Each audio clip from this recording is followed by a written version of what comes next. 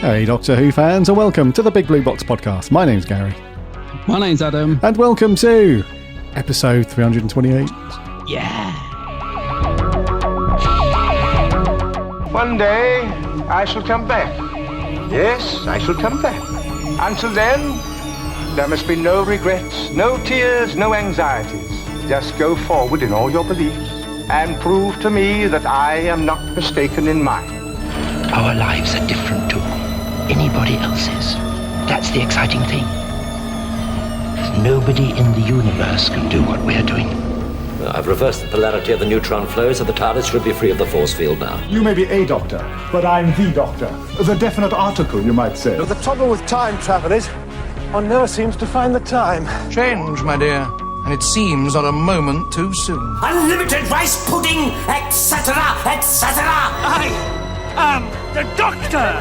For now, for this moment, I am the Doctor again. The ground beneath our feet is spinning at 1,000 miles an hour, and the entire planet is hurtling around the sun at 67,000 miles an hour, and I can feel it. We're falling through space, you and me. People assume that time is a strict progression of cause to effect, but actually, from a non-linear, non-subjective viewpoint, it's more like a big ball of wibbly-wobbly, timey-wimey stuff. I could be a curator. I'd be great at curating. I'd be the great curator. I could retire and do that. I'm the Doctor. I've lived for over 2,000 years, and not all of them were good. I've made many mistakes, and it's about time that I did something about that. Bit of adrenaline, dash of outrage, and a hint of panic knitted my brain back together. I know exactly who I am. I'm the Doctor. Sorting out fair play throughout the universe.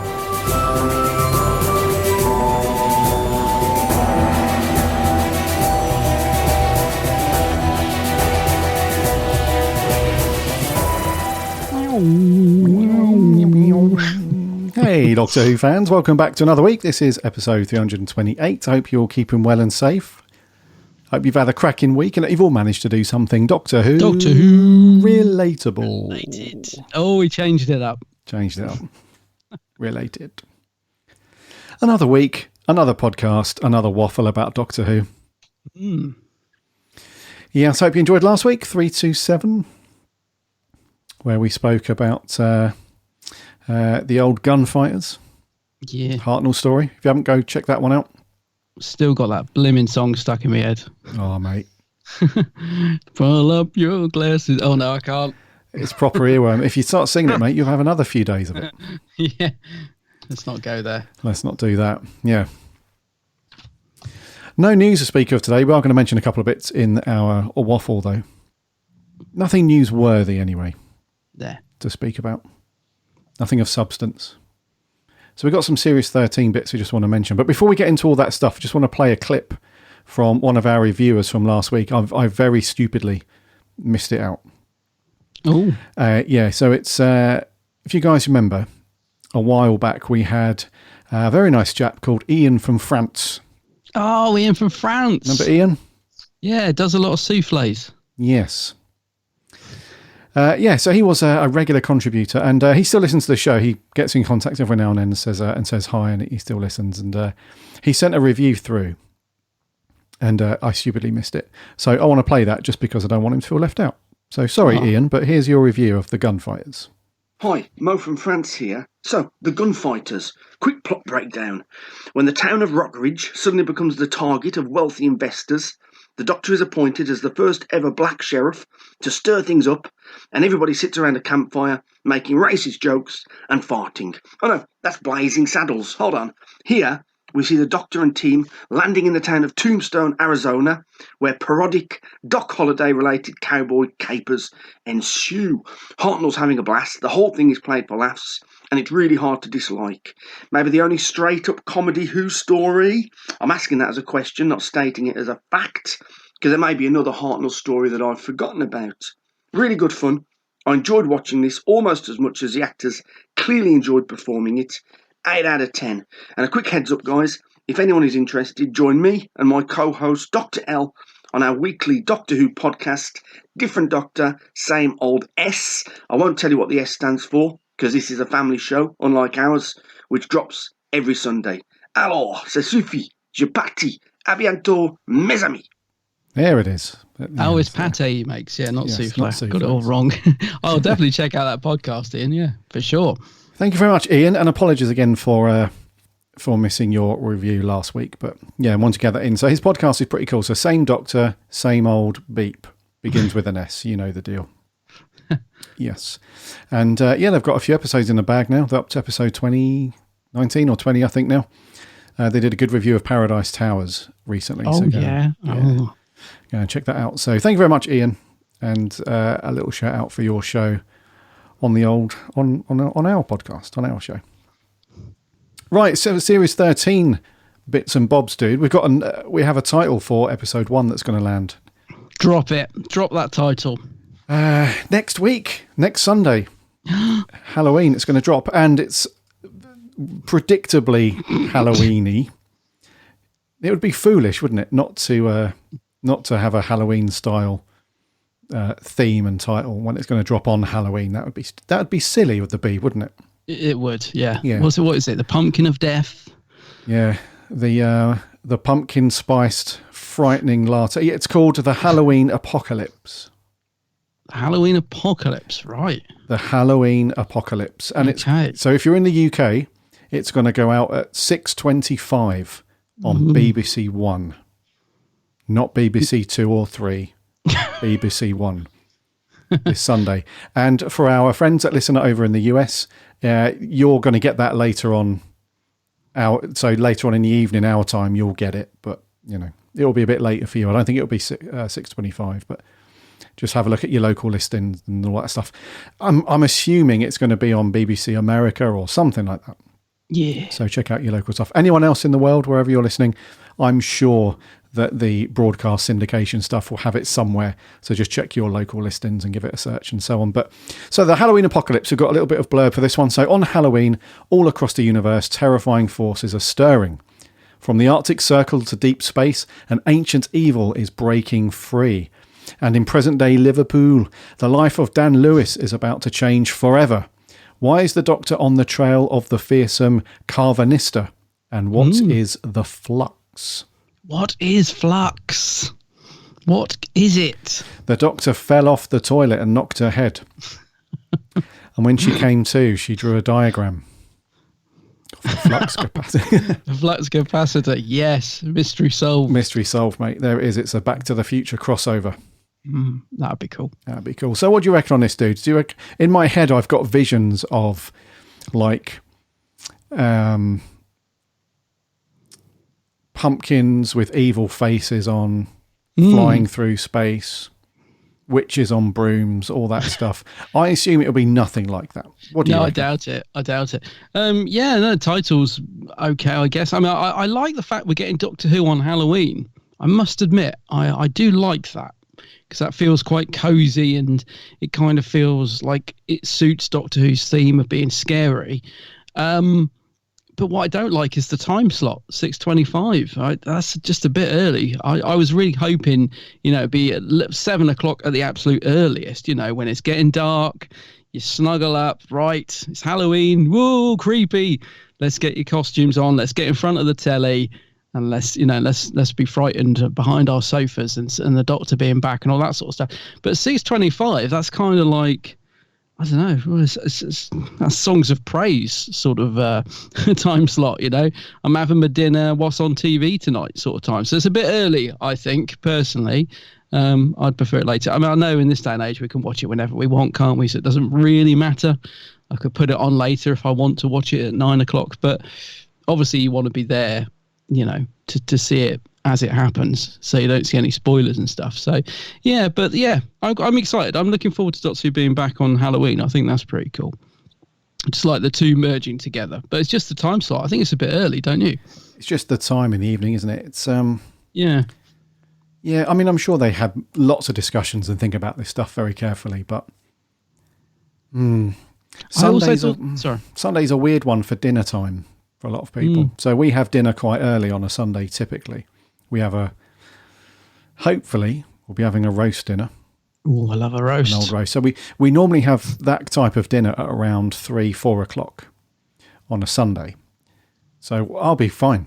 Like You'll dinner be would have all right. gone down on the sofa, I'll have a cup of tea or a drink of something and then settle in ready. But for other people, that might be their dinner time when they're sat down ready to rock and roll. That's roughly dinner time-ish here in the UK. So I'm not sure.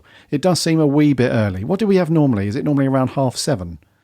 Yeah, it's normally around 7, isn't it? Or a bit later at least. But please tell me Country File isn't on before it. I can't bear that thing of waiting for Country File to finish before Doctor... It's like, and it always overruns as well. You're like, oh, Country File's still on. It should have finished 5 minutes ago. But I'm surprised that they didn't put it on after Strictly as well. Because you're laughing at Country File. Yeah. I just remember when we reviewed the last couple of series, it was always like, will you just hurry up and just trim that bloody bush or plant that bloody tree? Get and that sheep out of the over the gate and get Doctor Who on. Yeah. But I'm also surprised they haven't put it on after Strictly, because Strictly is still so popular. People love Strictly, don't they? I mean, I don't watch it, but it's got a huge following, Strictly. And I would have thought they would want to put it on after that, so that it maybe just picks up a few extra ratings, because, you know, it follows on from, you know, all those people will have tuned in. But they're probably not going to tune in before. I don't know. I just thought it would have made more sense to have it on after Strictly. I don't know what's on after Strictly. Something else. I've got some awesome news for you. Yeah. Country File's not on. So how long does Country File normally run for? Is it an hour?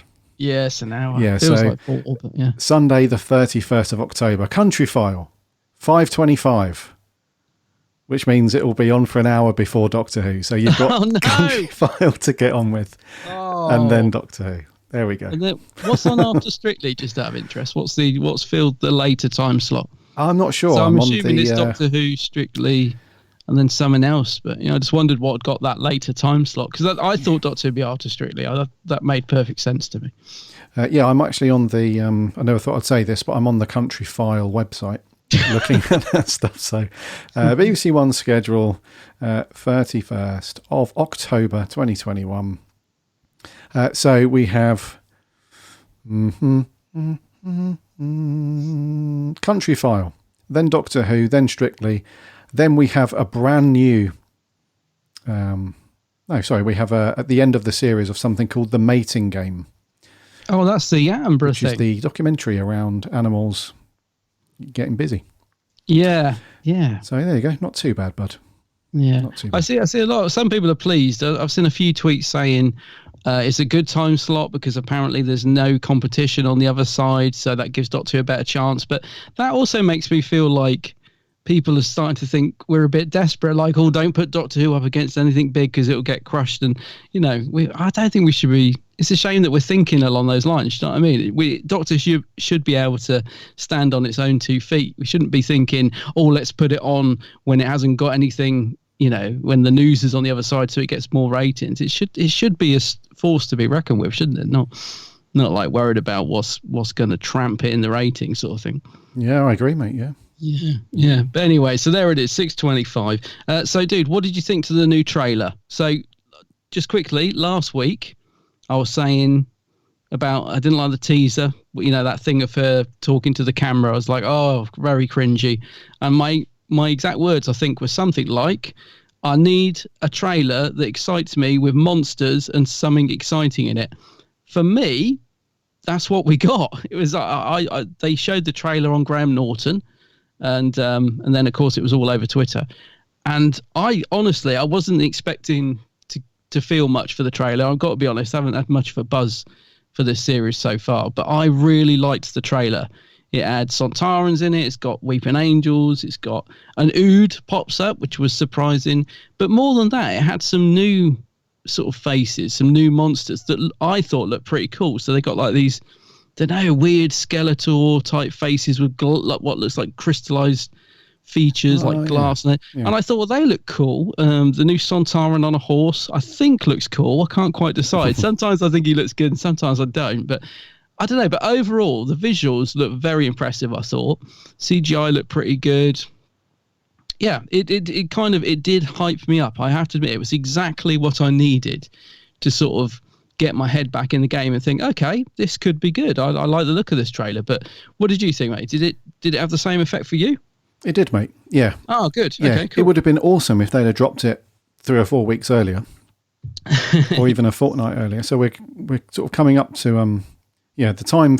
I had a discussion on Twitter with some people about this the other day about the BBC's approach to this stuff for marketing Series 13. It's very bizarre. So at last we've got it though. We're just over a week out, so that's something. But it did give you that sense of, okay, there's going to be at least a couple of episodes that, if nothing else, look really interesting. Yeah, because of these new aliens and monsters and stuff like that. And one of them we're going to see in the first episode. So the still image that's been put out for the Halloween apocalypse shows one of the giant sort of Chewy wannabes, the giant cat. Things. What is that thing? Yeah, so it's got a name. I'm not sure what it is, but yeah, what is that? Chewbacca wannabe. Yeah, let's go with that. So that character or that species of whatever that race is going to be in the first ep, which is good. So we're going to kick off with a brand new alien/monster thingy. So we'll see what happens with that. But yeah, the trailer did get the old the excitement neurons firing for sure. I'm just hoping that they pull off, because what they're certainly from the trailer, they're really pushing this big epic approach to it. So this big 6-parter, and it even says, the text in the trailer says, one epic adventure split across 6 parts sort of thing. And there's a couple of shots as well where you've got this big aerial shot where you see, it looks like some battles going on. There's like hundreds of things going on, and this whole flux thing as well. I'm hoping when we get to the end of the series, at the end of part 6, we sort of just lean back in the chair and be like, wow, that really was epic. That was a great thing. So fingers crossed, that's what we feel like at the end of the 6 parts. I hope we don't get the end of the 6 parts and we're like, right, so there was the odd moment that was okay, and the rest of it was chibbers, as we expected. So fingers crossed, dude. Yeah, fingers crossed, mate. I mean, I was surprised how much I liked the trailer. I've watched it a few times since, and it has got me buzzed, and it's exactly what I needed, because I was just flagging massively where Series 13 was concerned. I really wasn't too bothered about it at all. And also, Jodie was on Graham Norton. Obviously she couldn't say anything about the series because they keep it under wraps, but she does. I mean, Jodie, I'm not the biggest fan of her Doctor. I think a lot of people know that. I just can't connect with her Doctor, and I find her acting just a bit one note. But Jodie herself, she's such a likable person. I wish more of that came through in the way her Doctor was written, because she really does come across well in interviews. She's really bubbly, she's fun. She was absolutely delighted because Coldplay were on the same show of her, and she's a massive Coldplay fan, so they got her up on stage, and it was a really good episode of the show, and Jodie came across really well. So I just want to be so on board with this series so much, you know what I mean? But when we come to review it, I will just obviously express my honest opinions, whether they're good or bad, but I really just hope I enjoy this series, because I want to love Jodie, I want to love her Doctor, and I want to like Doctor Who again. I really want to get into it. So I think this trailer is promising. That's what I would say. I really, it's got me interested. I just want to, like you said, at the end of the 6 episodes, I'd love to just sit back in my chair and go, it doesn't even have to be like mind blowing. I just want to sit back and say, do you know what? I enjoyed that. And that's all I want. I just want to enjoy it, rather than sitting back and saying, oh God, that was just awful, or that was cringy, or oh God, didn't work. I'm really hoping that, fingers crossed, it's just going to be fun and enjoyable and good sci-fi. And it certainly looks like it's got a lot of good stuff in it from the trailer. So fingers crossed, mate. Let's hope this is a good one. Indeedy. Yeah. Yes. Come on, Chibbers. You can do it, mate. That's all we want, is to say, go on. That was great. Enjoyed that.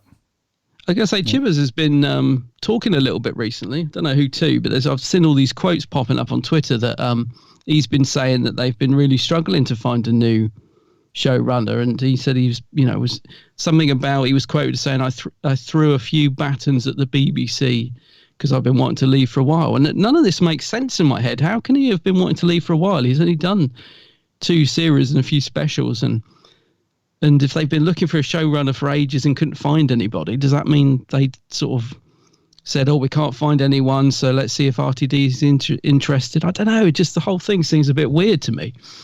But, it's weird, isn't it? Yeah. I can't get my head around it.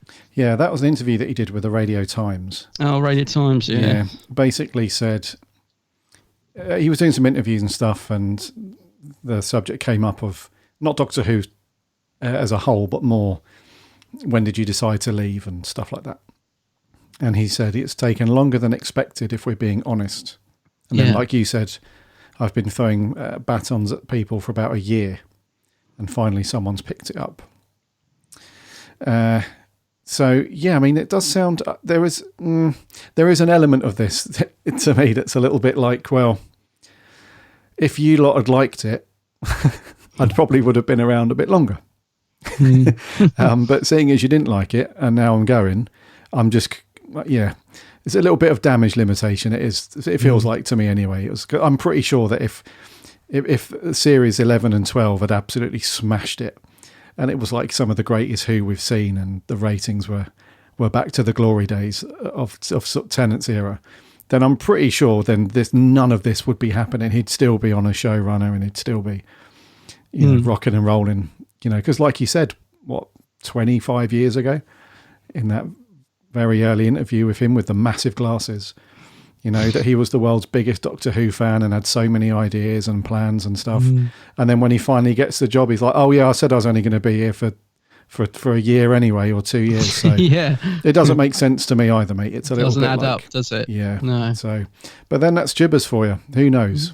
We'll probably hear from him again in about 5 years, and he'll give us another little nugget of whatever. But God, I just can't get my head around this guy. It's like don't mean to bleat on about it, but with RTD and the Moth, we just knew where we stood, and they were honest all the time, and they just were there as a presence, like we said last week for the show and stuff. But with Chibbers, you just can't figure him out. It's like, dude, on one hand, you're saying that you're the biggest fan, and and you've got all these big ideas and plans. Are you telling me that it's taken, what are we on now? 3.5 years since they started all of it? Him and Jodie. Is it 3.5 years? It must be something like that.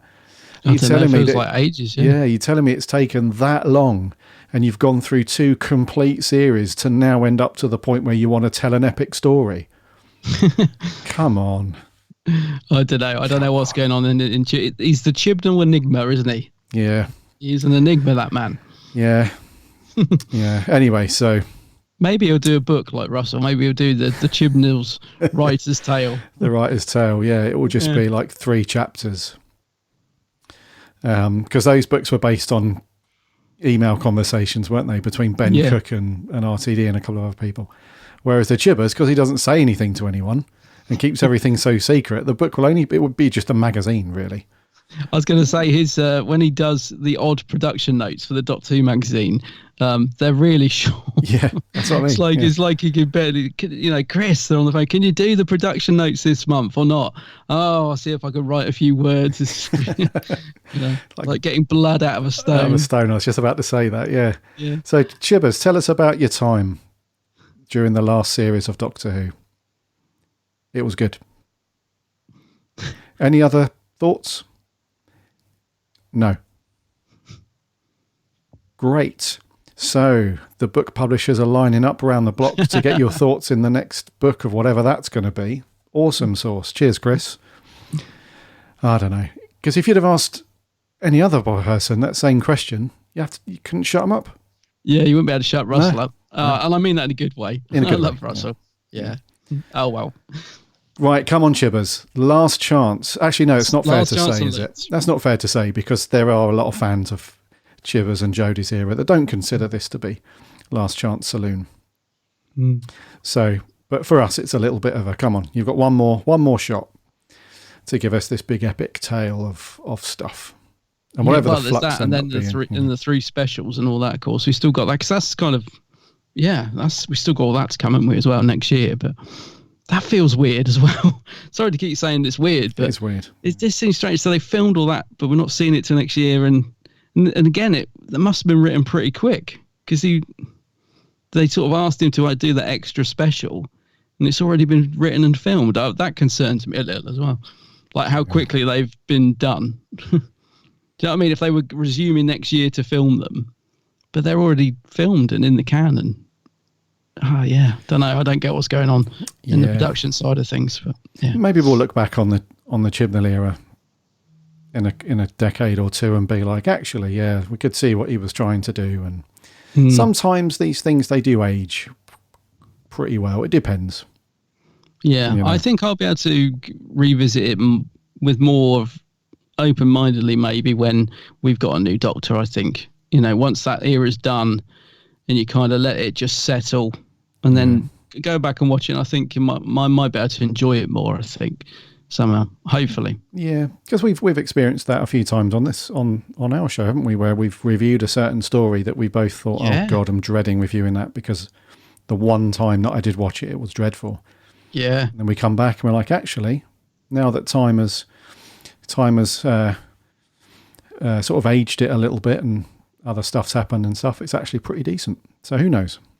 I'd like to think I could go back to it and enjoy it at some point, because I don't know about you, I never get the inclination to put on anything from this era. At all. Genuinely, there's not one episode that I ever think, I might watch, that tonight. I just never feel like anything from this era. Same. Not even stuff like Rosa, which I thought at the time I quite enjoyed. But anyway, I'm going to move away from the Chibnall stuff. Anyways, that's a good point. That's a good point. Let him be. Let's finish the old waffle there. So, to recap, the Halloween Apocalypse, episode 1 of series 13, drops this next Sunday, the 31st. Next Sunday. At 6:25 here in the UK. Check your local TV stuff wherever you are in the world. So that's going to do for that. Let's just go on. Let's just smash into the review, dude. Let's smash through the window like the poster of Matt Smith for this one. So what we got? Yeah, you like that poster, don't you? This is back in the days when we got those cool, like movie style posters, and this is a good one, isn't it? The poster. So this time we're at sort of towards the end of series. This is the end of series 7, isn't it? Mm-hmm. And it's the episode, The Name of the Doctor. Why do I keep meeting you? Where am I? The Dalek Asylum. There was a girl in a shipwreck and she died saving my life, and she was you. Victorian London, there was a governess who was really a barmaid, and she died. She was you. When you are a time traveler, there is one place you must never go. Where? This is the Doctor's greatest secret. And it is discovered. Sometimes it's like I've lived 1,000 lives in 1,000 places. I'm born, I live, I die. Jenny, are you all right? He can't go there. You know he can't. I have a duty. You just said it's one place you must never go. Who are you? Doctor, what is your name? Okay, come on, quickly, Ray. Doctor! Clara! I'm about to cross my own timeline in the biggest way possible. The TARDIS doesn't like it. You thwarted me at every turn. Now I take my revenge. Die, reptile! What's happening? Come on, run! Run, you clever boy. And remember. Is old Clara. Run, you clever boy, and remember. How could we forget? The Name of the Doctor. I was going to say, is she? If I was the Doctor, I'd be like, "You're going to finish that sentence, Clara? Remember what?" Yeah, she's gone. She's gone. So, this kicks off a kind of archy thing. An archy thing.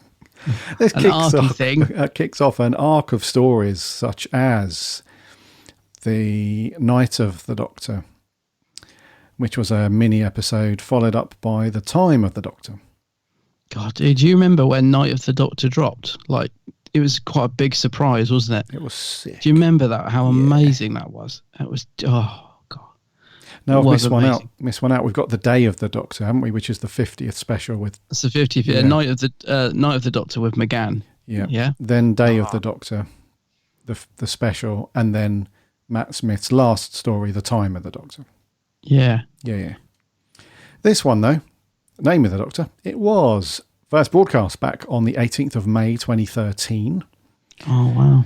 The usual runtime, surprisingly, no longer finale special, just 45 minutes. It was written by the Mothbag. It was directed by Sal Metzstein and stars Matt Smith, Jenna Louise Coleman, or just Jenna Coleman these days, with a reasonable amount of people in the supporting cast. And the synopsis is: a prophecy is coming true. The 11th Doctor is summoned to Trenzalore, where it was said he would fall. But what does the alleged site of his final battle have to do with the mystery of Clara Oswald? Can the Paternoster gang help him avoid his apparent destiny? And most of all, Doctor Who. Doctor Who.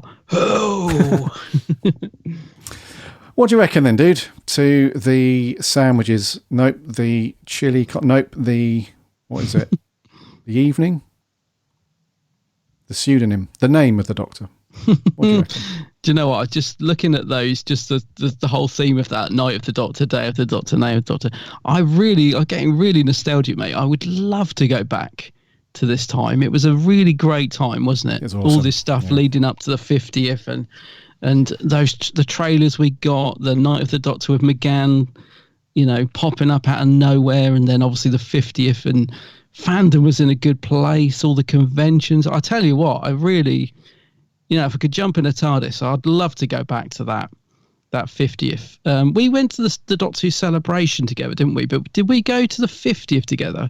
I don't think we did we? I might not have even known you then. I don't know. Well, we went to something called the Doctor Who Festival. Sorry, not celebration. Yeah, because the 50th, so the 50th, did we even know each other at that point? Of course we did. We were podcasting back then. What's the matter with you? I've got my time streams messed up because I can't remember, but because I remember very clearly being at the celebration, and the 50th was very similar to that at the XL, and it was just awesome, just absolutely awesome. But anyway, getting back to the name of the Doctor, this at the time I remember when this went out, just really liking this one because it starts off with all the classic Doctors, which as far as I remember, although it seems like my memory's gone to pot, but.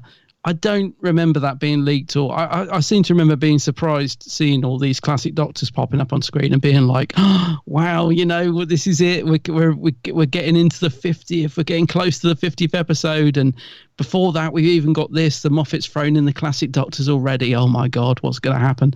So it was a really cool intro to this particular episode, seeing, well, it's Clara, I think, isn't it? She's sort of been superimposed into clips from some of the classic episodes of Doctor Who, so we see a lot of the classic Doctors. I know it's just an amazing way to start the episode. So just to sort of get into my brief first thoughts on this one, I like the name of the Doctor as an episode. I think it was a great sort of way to kick off this set of stories that all kind of link up. It does kind of tie up and answer the whole Impossible Girl thing in a way. Watching it last night, though, I have to be completely honest, it didn't quite live up to being as good as I remembered. Not to say I didn't enjoy it, because I did. I still thought it was good. But I think maybe back in the day, back in 2013, was it, when it aired? Mm-hmm. I think with all the stuff going on with the 50th and all the, all the questions, it does answer a few of those. And it felt like quite a dark, cool final to Series 7, which had been a bit mixed anyway. So I think I enjoyed it more when I first watched this back in 2013 than I did on a rewatch last night. It didn't quite hold up to as being as good as I remembered. I felt it was a bit messy, and it does also feel to me like it needed a second part. So they introduced the War Doctor, spoiler, which is an amazing cliffhanger. And then I was thinking to myself, so what happens now? So the Doctor's jumped in to rescue Clara. And from what, I haven't watched Day of the Doctor for a while. I don't think we sort of pick up after this, do we? It just starts that they're back in the TARDIS. And I kind of felt like, to me, it feels like there needed to be, another part to this. It feels kind of like it's just left with them, stuck in the whatever it is, where the Doctor's time streams or whatever. So, yeah, it's good. I just feel it just feels a bit incomplete to me. And the whole thing with what's Richard E. Grant's character called? The Great Intelligence. He just I wasn't sure what happened to him because he walks into the stream, and I actually had to rewind the episodes to go back. I was like, did I miss something? So what does he just walk into the stream and then we don't see? Does he get obliterated, or is he in the Doctor's time stream? What's going on? I don't think that gets answered. So it feels to me like there's a few strands there that don't get tied up very well. So yeah, on a rewatch, it didn't quite live up to my expectations of it. I thought at the time, I thought it was better than it is, but I still enjoyed it. I still think it's a good final to Series 7. So good, just not as good as I thought it was, if that makes sense. Okay. Yeah. What do you reckon? So I really liked it, dude. You like it? Cool, yeah. Cool. I do really like this one. There's a few bits that I'm not too keen on, as you would expect. But I think overall, it's. I think there's a little bit of nostalgia in there as well. I think, like you mentioned earlier, with the whole when we were just going through all this stuff, because this was when all this was happening. I'd not long that I'd got into Doctor Who back then.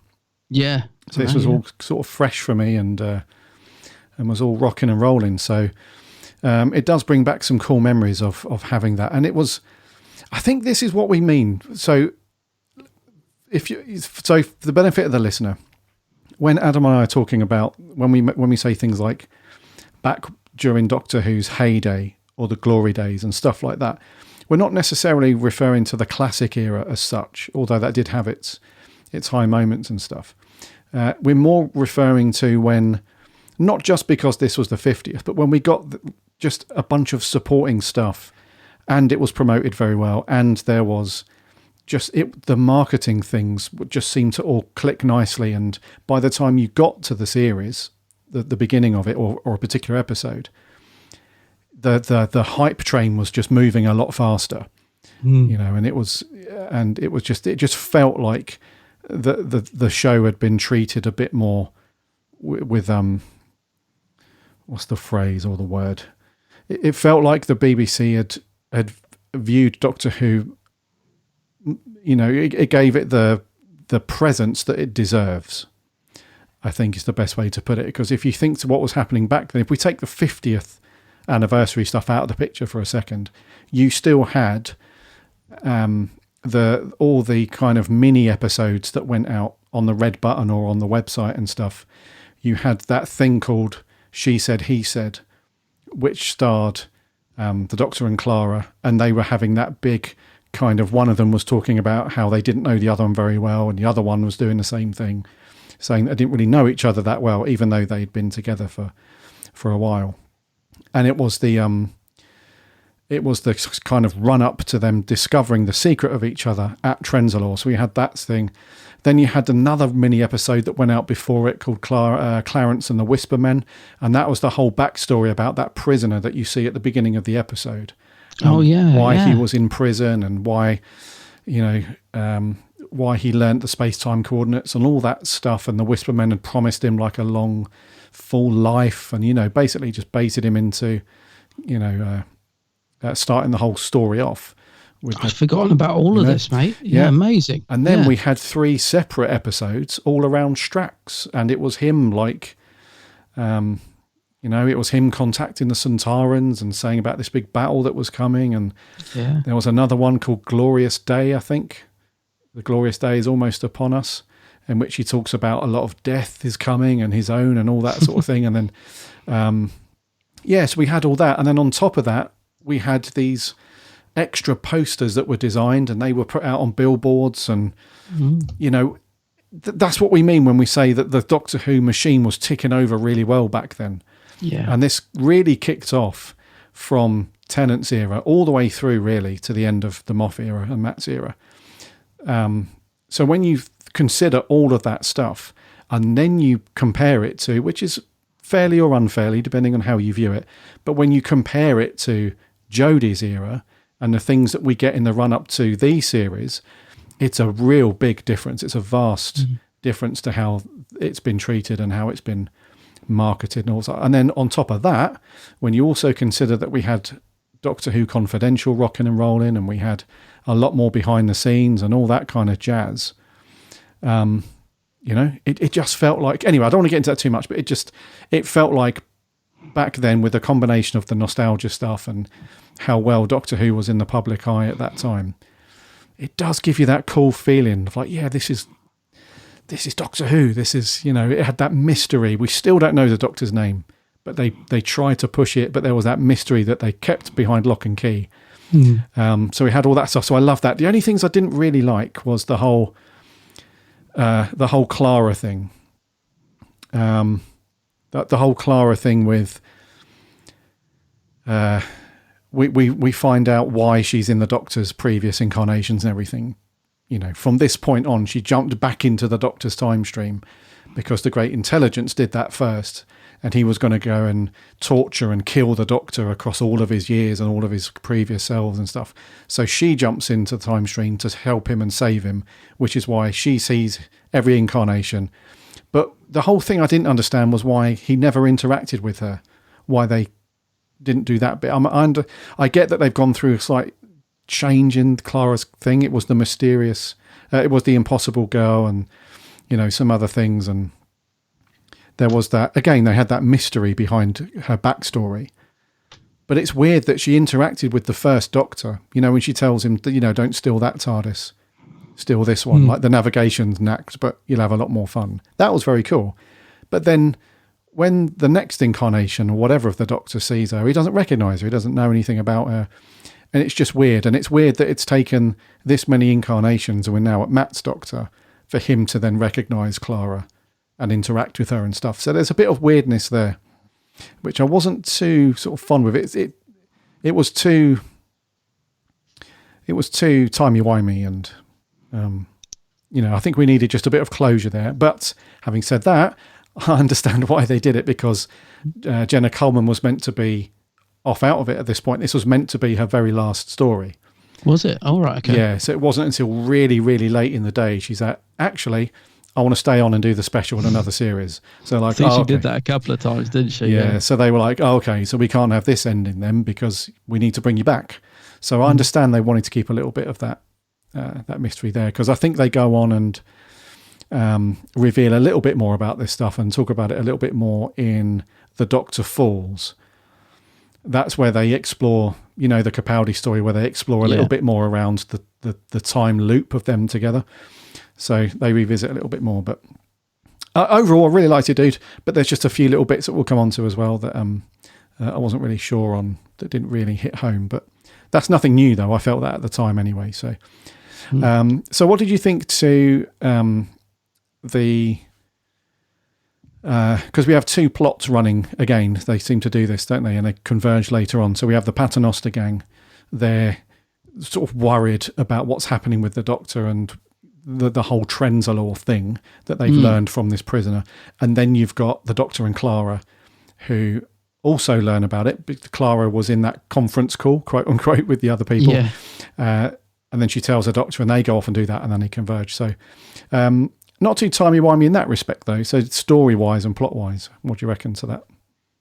Yeah, I think it works in terms of like the build-up to the 50th. I think if this was just a sort of, run-of-the-mill series of Doctor Who, I think it'd be a bit self-indulgent, to be honest. But because it's all, building up to the big 50th, it does work really well. That's what I mean about sort of appreciating it more at the time, I think, because you can, this is quite a self-indulgent episode, isn't it? It's all about the Doctor and Clara, and and that's it pretty much. But yeah, I liked all the stuff at the beginning where they were going into the trance, and that's a really creepy moment where Jenny senses that someone's in the room. She's forgotten sort of that's a really sort of proper, what I'd call Doctor Who creepy moment, that and she gets killed sort of off screen until they wake up. And I thought, wow, that's harsh. And because they're in that dreamlike state, it adds an element of danger to it, because they've got to wake themselves up. So I thought that was good stuff at the start, and it's quite a nice way to begin the episode as well, because it's quite calm and they're sort of setting the ground for the episode itself. So I quite like the beginning, and I think the idea of Trenzalore is is great. I mean, you know, Moffat, he got a lot of stick at the time for certain things, and some of it, you know, justified. But give the man some credit. He came up with some great ideas during his time as showrunner. In Trenzalore and this broken TARDIS gravestone, I think is brilliant. It visually looks fantastic as well. So, you know, learning about all that at the start of the story was really good. The Doctor's reaction when Clara tells him about Trenzalore, again, you know, there's real heart and emotion in Matt's era, and again, and Moffat writes that really well, and Matt performs it really well as well. So yeah, I liked all that stuff, and to be honest with you, as we go through the episode, I think there's a lot of great stuff in there, and there's a lot of stuff I enjoy. I think I agree with you a lot that the biggest sort of downfall for me on this is, you know, if you start to scrutinize the fact that Clara's jumped into Doctor's time stream and she's met every Doctor and all that's to me, if you look too much into that, is where it falls apart, really. Because I don't like the idea that Clara's just going around saving the Doctor at every turn. I just don't like that idea. It takes something away from, you know, the Doctor being on adventures and doing stuff himself. If you think, oh, Clara's around the corner, and, you know, if you're watching like Genesis of the Daleks or something, you think, oh, the Doctor's not really in danger because Clara's hiding around the corner waiting to save him. It's just a bit too silly for my liking. So that I agree with you. I don't like that element to the story, even though it does kind of explain, you know, the mystery in a way of the Impossible Girl. But yeah, it's just a little bit silly that I can't really get into that side of it. Yeah, you know? Yeah, it is weird. It's so that whole side of it, it does get your mind it just melts your brain as well when you try and think about it. It's there's too many unanswered questions. How do they get out of the time? Like, as I said, when we next see the Doctor and Clara, they're just back in the time. How do they get out of it? How is the Doctor saving her? Why is the War Doctor just stood staring at a wall? And there's, I don't know, you kind of, and Moffat is guilty of this quite a lot, I think, in his era, that sometimes he just thinks, well, I'm not going to explain it, you just have to accept it. So there's quite a lot of instances in this story where I think you just have to kind of think, well, that's just the way it is. You know, I mean, how do they get back out of the time? So that bugs me. But the other thing, and I don't want to go down the whole Chibnall thing again, but I couldn't help but think of like the Timeless Child thing watching this, because if Clara's going through all the Doctor's lives and saving him left, right, and centre, and seeing all his different faces and versions of him, well, how does that fit in to the Timeless Child thing? You know, right? So where's all the other lives that we've now learnt about? And because Clara's, that wouldn't have been locked away from Clara, would it? If this is the Doctor's grave and this is his whole life stream, then surely the Timeless Child stuff would be in there, because that isn't affected just because that was locked out of the Doctor's mind, is it? Do you know what I mean? Where's all that Timeless Child stuff in that stream? Well, we don't need to go down that rabbit hole. No, but I couldn't help but think about it while I was watching it, thinking, you know, it's another thing that, yes, it doesn't have to affect the story, but it does for me. It does. I'm thinking, I'm thinking like, well, this whole Timeless Child thing once again has reared its ugly head and doesn't fit in with what's going on in front of me. Mm-hmm. You can make it fit in, sure. Well, of course, I don't want to. Yeah, you can. you can shoehorn it in. Definitely, you can shoehorn it in. But yeah, it's weird because the whole thing's like a paradox on top of a paradox. If that makes sense. So the whole thing around, so the Timeless Child, yeah, you could shoehorn that in somehow. You could cleverly write that in and write your way around it. But with the paradox thing with the Doctor, it's like the Doctor wouldn't have invited Clara to travel with him if he had not seen the echoes of her in the Dalek Asylum and back in Victorian London. But if she never travelled with the Doctor in the first place, those echoes wouldn't have existed for him to do that. Moffat loves doing that type of thing, doesn't he? He absolutely loves doing that type of stuff. Yeah. That's a conundrum in itself. Then if you add the timeless child stuff, if you choose to anyway, if you add that on there as well, that's what I mean. It can melt your brain if you sit there and think about it too hard. It's a bit of a rabbit hole, isn't it? Defo, man. I say there is something I'd like. Maybe you can help me out with here. You might be able to explain. It might be me being thick. Maybe I haven't watched this series enough, because I don't go back to Series 7 that often. But what's the whole leaf thing about? Like, there's a couple of references, like Clara blew into this world on a leaf, and I remember in the awful singing episode where the Doctor's holding up the leaf with all Clara's life story in it. What is the deal with the leaf? Because I've either missed something as I've been rewatching these, or I just don't get it. What's the leaf about? With the leaf thing. So yeah, they mention it a few times in the episode, don't they? Where Clara, I think they actually say that Clara arrived on a leaf. How did she arrive on a leaf? I honestly don't understand it. Do you know what? I think we spoke about this on a previous review, and it's gone right out of my head. I know. I remember there is a story. What's the Akka? Is it the Rings of Akka or something? There is a story where it starts with that blimmin' leaf blowing in, and I just, when they mentioned it in this story, I just couldn't remember what the deal is with that, and it bugs me a lot because I don't understand it. One of our listeners will get it. I'm sure one of our listeners will enlighten us, because it does annoy me every time I hear it. I'm like, what is the deal with the leaf?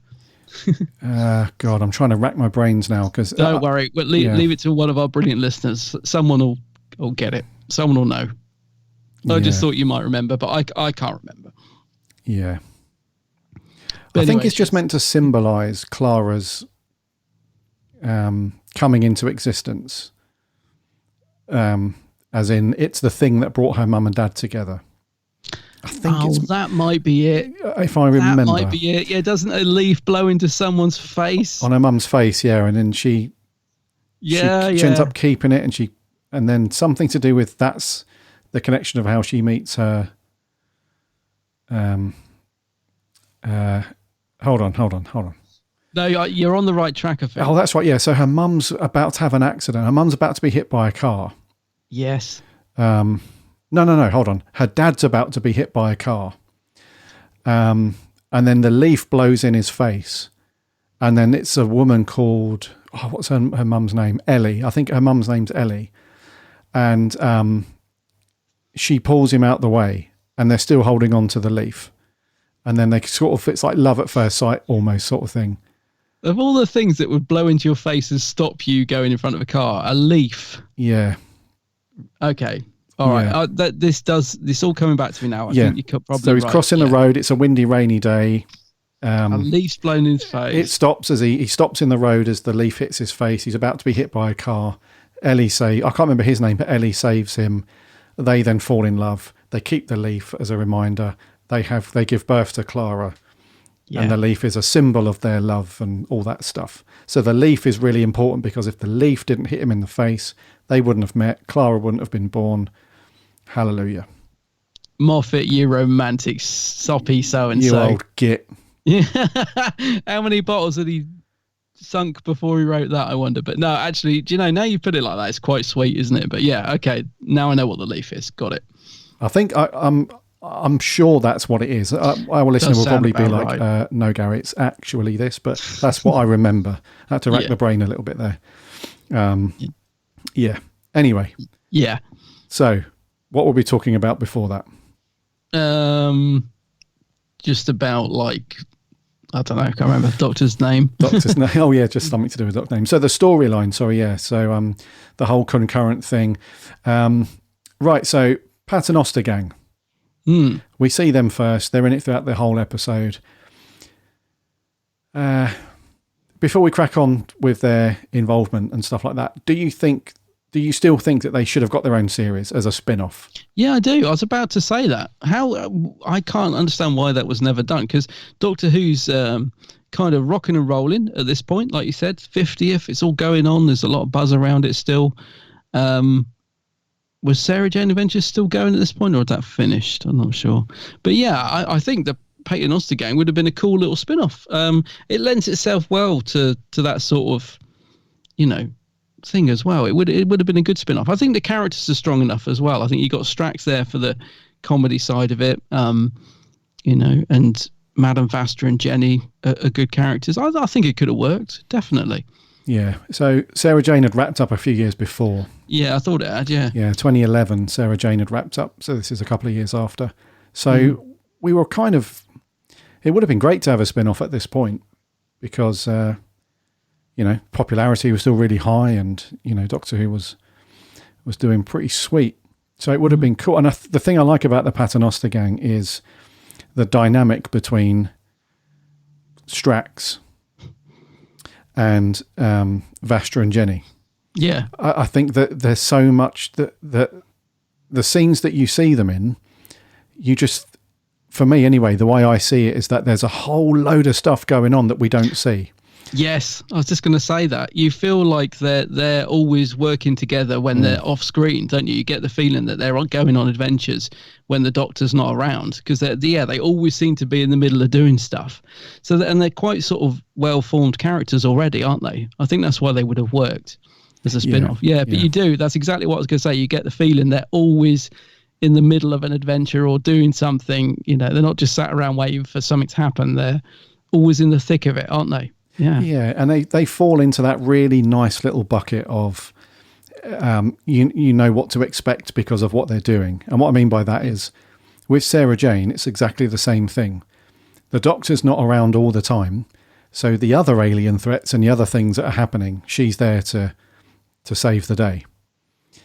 When we had Class, it felt like that was really teeny contained to their little hometown or whatever area of London it was and the college and stuff. Yeah. And that was that. Whereas, or you could argue that Sarah Jane's the same thing, but it just felt like there was more of a global threat with Sarah Jane. And it was, she was kind of filling in for the Doctor. Yeah. Whereas in Class, they tried to do that, I think, just a bit too much on the nose. It was that cameo from the Doctor at the beginning where he was like, you lot have got to save the day, you lot have got to protect, you lot have got to do this. It was like, yeah, we get it. Whereas I think the Paternoster Gang, they're already doing it. They're already, doing that stuff. So they already fall nicely into that, although they could have written some really cool stuff. You know what you're going to get. And I think I'm pretty sure there was some chat around them having a spin-off or the majority. I think so, yeah. Yeah, or the majority of fandom at least wanting to have a spin-off for them. So I know we got that on Big Finish, which is kind of cool, but we got a couple of stories, didn't we, from Big Finish for those guys, but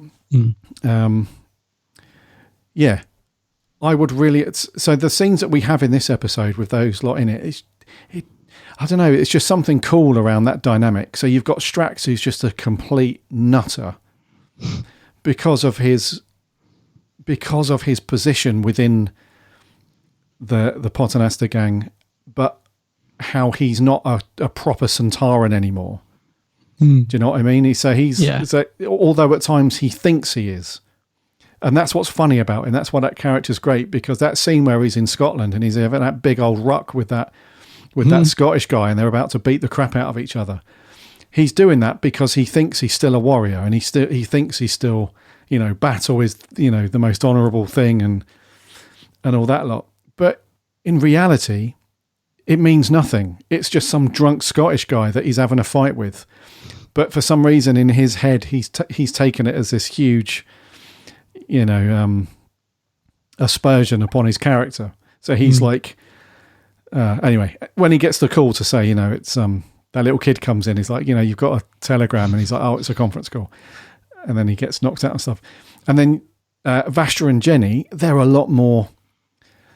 It feels like they're babysitting a little bit. They're a lot more mature. They know, what they have to do. They have to sort of rein Strax in a lot and stuff like that. And then we have the relationship between those two, which was very cool of them off to write that in, that those two are lovers and all that stuff. So I don't know, just something around that slots really nicely into this episode.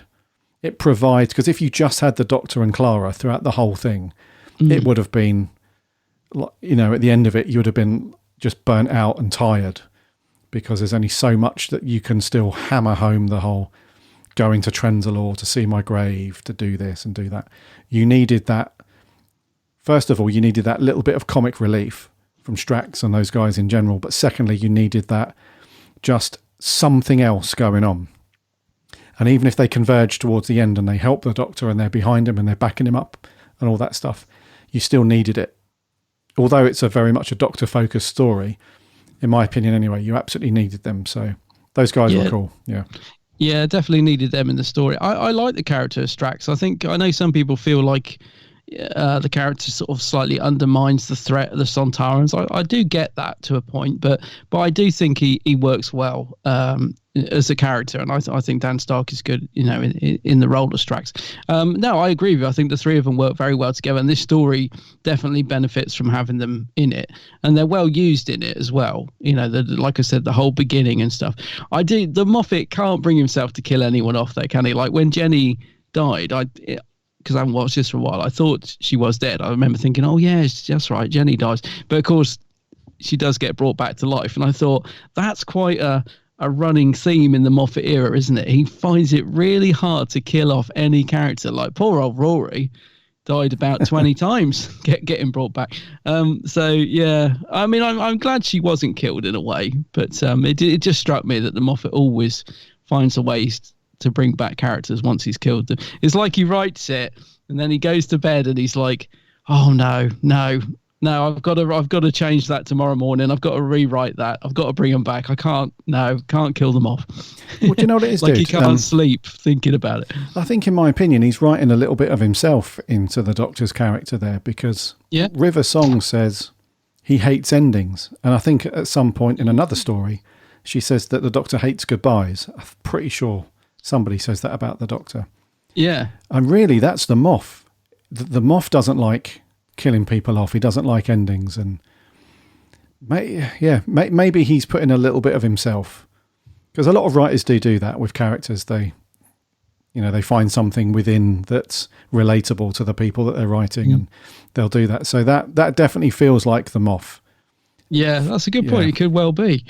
Yeah. What do you think of River Song, by the way? Because of course she's back, River albeit Song in hologram form or whatever she's meant to be in this. I'm not really sure. I got to just say while I remember this, I love the scene when the Doctor turns, because she thinks he can't see her, and there's that amazing scene where the Doctor turns around and is like, "Of course I could see you. I just didn't want to because it would hurt too much." Matt. Oh, well, we'll get on to Matt and how good he is, but that scene's great, isn't it? And I think River Song's good in this. Again, I think she's used quite well, and her character can be a bit on the edge of annoying in some episodes, but I think she's good in this one. I really like, the little quips, and she's playing it slightly different because she's, a different version of River, if you like. She's like the hologram, the older River. So I thought she was good in it. I like River in this one. Yeah, it's a great scene, that. Really, really good, where Matt Smith plays that really well. It must be difficult to look around the set as you're recording and make a conscious effort to not make eye contact with that person and acknowledge their existence. It must be a wee bit of a challenge, but it was played really well up until that point, and it was totally believable as well. You believed that the Doctor couldn't see her. It was really cool. And then when he catches her hand, when she's a bit feisty, she's about to give him a backhander, and he grabs her hand, and that whole bit, it's lovely, really, because the Doctor never shows his feelings like that to River very often. He's always, because the majority of time that we've seen him and River in the same stuff together, apart from that Capaldi episode, was it what was that one? It was just him and River throughout most of the episode. What was that? Husbands? The Wedding of River Song? Husbands. Something like that. Yeah, that special. Ugh. Yeah. Shudder. Other than that, really, you just see the Doctor very perplexed by River. And, she knows, obviously, heaps more about their relationship in whatever part of whatever time stream that is. But he doesn't. So we never see him being emotional to her or showing his feelings very often. So when he plants the kiss on her, that's very unlike him or the Doctor. And that's it's just a lovely scene because You do feel for River on some hands. But there are some episodes, aren't there, where she's a tad bit annoying at times. And she's a little she can bit, be, yeah. She's a little bit there. But for this one, you do feel for her because it's the first time that she's met Clara. So that's weird for her. So, and it was really cool that the Moff didn't write the whole thing like, with previous times where companions or people that know the Doctor have met a companion and there's a bit of rivalry and a bit of... Oh, there was a little whatever. bit though, wasn't there? Not she does a lot, give though. a couple of looks. She's a little bit. Oh, well, there is a bit where she's questioning. Oh, what you were more than friends, and I did feel like I'd forgotten about that little jealousy streak in Clara. yeah, there was a little bit of that. There was a time, but I didn't really. Yeah, that didn't irk anybody though. I don't think it that wasn't was a Rose situation. No, wait, that's what I'm referring to. Yeah, the whole Rose. I think Amy was like it for a while as well with somebody. Oh, yeah. So we didn't get any of that, but what we did get is River just being completely like it doesn't matter what she has to do, she'll help the Doctor, but she'll also be strong enough to tell him when he shouldn't be doing something, which is cool because a lot of people, when the Doctor kind of gets in the zone and gets into his groove, he's always got that plan and he's doing stuff. Not many people will just put their hand up and say, you're not doing it, or you shouldn't be doing it. Whereas River's one of the only people that will, she's got the inside knowledge almost on his life and his time stream. So she knows when he shouldn't be doing something and whatnot. So, and she was like that a few times in this. She was, you shouldn't, you can't go there and you can't do this and all that stuff. So yeah, I really liked River in this. I think, I think she was written really well. And I think Alex Kingston, she performed that really well. That whole slightly flirty, very slightly, but more emotional and more invested in the Doctor's well-being, rather than the whole overly flirty stuff. She was like that a little bit, but yeah, she was cool. I like River in this, mate. I was going to say, overall, I like the character of River. On the majority of stories, I think she's really good and works well in it. That's a great scene. It's an emotional scene when he finally sees her.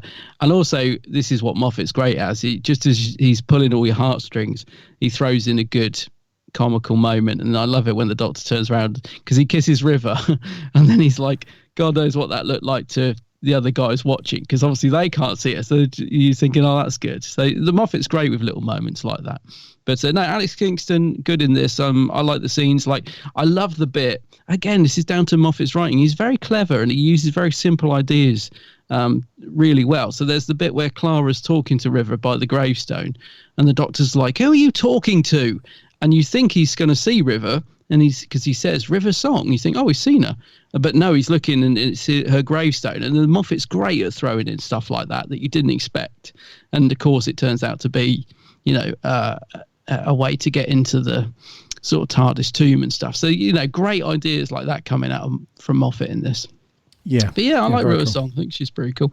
One thing I don't quite get though, dude, what is the deal with the Doctor's name? I mean, why is it such a big secret, and why would it matter if anybody knew it?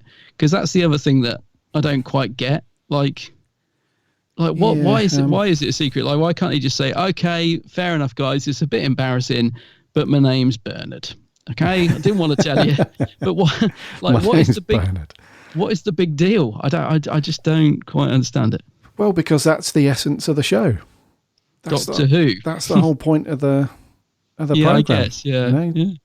Well, again, I like that in the sense that if you're going to do a story like that, the time to do it is an anniversary. So again, it works really well in terms of the 50th. But I just was thinking, like, because there's a bit where they're getting their hearts ripped out, by the Whisper Men, who are cool, by the way. Another great invention by the Moff. He's really good at coming up with these scary characters.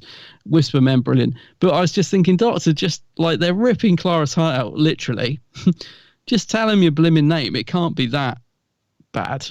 But yeah, I know what you mean. It's the whole essence of the show. I get that. But at the end of the day, again, if you think about it, why would the Doctor's name be such a big secret that he's willing to let people die before he tells anyone? It doesn't really make sense to me, that. But yeah. I'm going to assume it again. There's a reason, but we're just not telling you. It's just go with it. Yes, I understand what you're saying. It's a lot of hoo-ha around just someone's name, but I just think that's the That's an important thing to keep locked behind. I don't think anybody knows the Doctor's name. That's the thing. Well, River says she knows it. No, what I mean is I don't think anyone actually knows it. Right. I think a lot of the writers, even going back to like Verity Lambert and all those dudes, I don't think they actually came up with a name. No, I don't think so. No, this is something that's never, Yeah, so, and I think in modern day times like this one and stuff, it's where the Moff is writing a story around the Doctor's name. I don't think it's like written down somewhere on an important piece of paper in the BBC archive or the vault or anything like that. I literally think that nobody knows his actual name. Maybe they've kicked it around the office a little bit. The Moff and RTD have had a wager on it or something. I don't know, but yeah, I'm glad it's not revealed though. I think there was a slight worry that the Moff might have put it out there. When this first went out, people were probably like, surely he's not going to reveal the Doctor's name. Like it was going to be a big reveal for the 50th or something. But I'm glad the Moff resisted in actually answering that question. Yes. Yeah. He knows it's got to remain a mystery. It must never be answered. That sort of thing. Yes. No, really. Yeah. We had a load of firsts in this one, dude.